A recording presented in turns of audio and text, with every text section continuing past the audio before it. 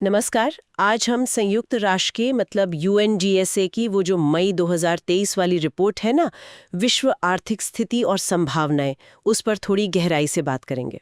हमारे सामने ये दुनिया की अर्थव्यवस्था की एक मिड ईयर तस्वीर है और हमारी कोशिश रहेगी कि इसके मुख्य संकेत समझें, खास तौर पर भारत के लिहाज से। तो चलिए देखते हैं क्या है इस रिपोर्ट में। अच्छा, रिपोर्ट की शुरुआत में ऐसा लग रहा है कि 2023 के लिए जो वैश्विक नजरिया है वो शायद पहले के अनुमान से थोड़ा बेहतर है। लेकिन साथ ही ये भी कहा गया है कि विकास की रफ्तार धीमी ही है। तो इसके पीछे क्या वजहें हैं? हाँ, देखिए, थोड़ा सुधार तो है, ये सही है। पर जो बड़ी चुनौतियां थी वो अपनी जगह पर हैं असल में। सबसे बड़ी चिंता तो वो लगातार बनी हुई महंगाई है, खासकर खाने पीने की चीज़ों की कीमतें। इसका असर आप जानते हैं, गरीब तबके पर सबसे ज़्यादा होता है।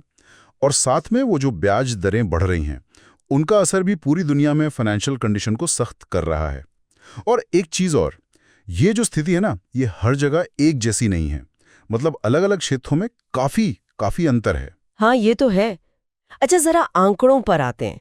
रिपोर्ट कह रही है कि दुनिया की विकास दर 2023 के लिए 2.8% और 2024 के लिए 2.9% रहेगी। अगर हम थोड़ा पीछे देखें, मतलब पिछले सालों से तुलना करें, तो ये कैसा है? क्या ये वाकई धीमा है? हाँ, बिल्कुल। देखिए, अगर 2010 से 2019 का दशक लें, तब औसत विकास दर थी करीब 3.2%। तो उसके मुकाबले ये 2.8% या 2.9%, ये साफ तौर पर धीमा है। और वजह है? क्या सिर्फ महंगाई और ब्याज दरें ही हैं या कुछ और भी चल रहा है?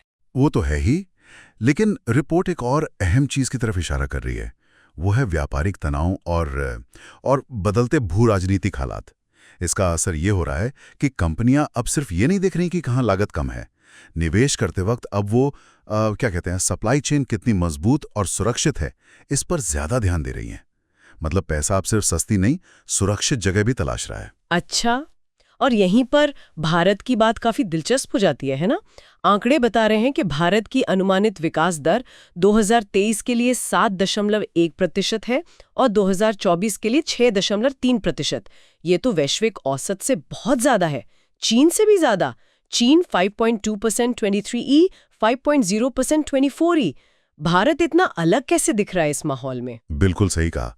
इन अनुमानों में तो भारत एक एक तरह से चमकता सितारा लग रहा है। और मजे की बात यह है कि 2023 का जो 7.1% का अनुमान है, वो भारत की अपनी महामारी से पहले की औसत विकास दर, जो करीब 6.7% थी, 2010-19 में, उससे भी थोड़ा ज्यादा है।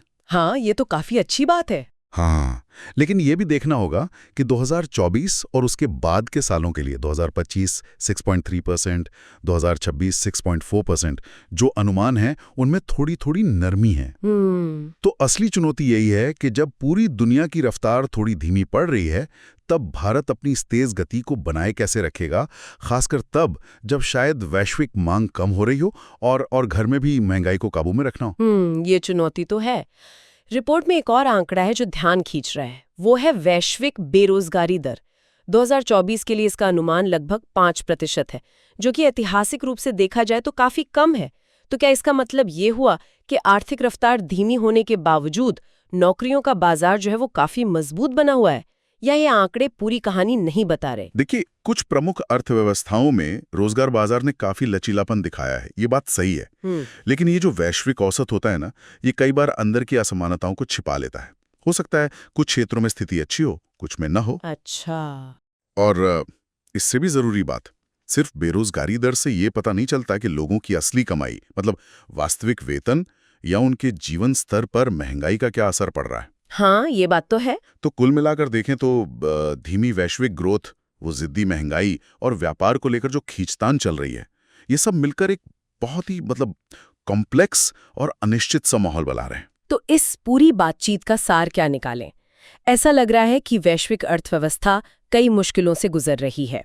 महंगाई, ब्याज दरें, ये सब बड़ी रुकावटें हैं। पर इसी माहौल में भारत के आंकड़े एक उम्मीद की तरह दिखते हैं।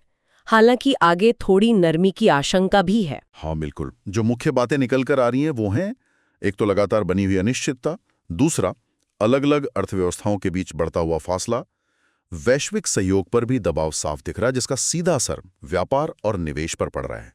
कुछ जगहों पर जो लचीलापन दिखा है वो ठीक है, सकारात्मक है, लेकिन जोखिम जो हैं वो अभी भी नकारात्मक दिशा में ज्यादा झुके हुए लग रहे हैं। मतलब हालात बिगड़ने का डर सुधरने की उम्मीद से ज्यादा है। और एक आखिरी सवाल या विचार जो हम छोड़ सकते हैं सोचने के लिए कि ये जो दुनिया भर में आर्थिक उतार चढ़ाव चल रहे हैं और जैसा आपने बताया कि व्यापार के समीकरण भी बदल रहे हैं, तो ऐसे में भारत के अंदर जो अलग अलग उद्योग हैं, मान लीजिए टेक्नोलॉजी है या मैन्युफैक्चरिंग है, सेवा क्षेत्र है, वो भविष्य में विकास और मजबूती बनाए रखने के लिए अपनी रणनीतियों को कैसे बदल रहे होंगे, इस पर शायद आगे और बात की जा सकती है।